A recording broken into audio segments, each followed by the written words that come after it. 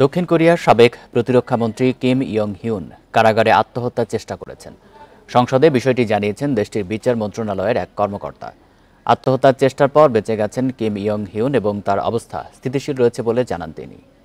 গত ৩ ডিসেম্বর দক্ষিণ কোরিয়ার সামরিক আইন জারির ব্যর্থ চেষ্টায় কিম গুরুত্বপূর্ণ ভূমিকা রেখেছিলেন বলে অভিযোগ উঠেছে।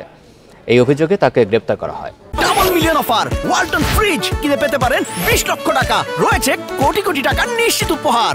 এদিকে বিদ্রোহের অভিযোগে দক্ষিণ কোরিয়ার পুলিশ প্রধানকে গ্রেপ্তার করা হয়েছে। অন্যদিকে প্রেসিডেন্ট হিউন সুক ইউলের সামরিক আইন ঘোষণার বিষয়ে তদন্তের অংশ হিসেবে প্রেসিডেন্ট কার্যালয়ে অভিযান চালিয়েছে পুলিশ। এছাড়া প্রেসিডেন্টকে অভিশংসনের জন্য দ্বিতীয় দফায় চেষ্টা চালাচ্ছে বিরোধী দল ডেমোক্রেটিক পার্টি।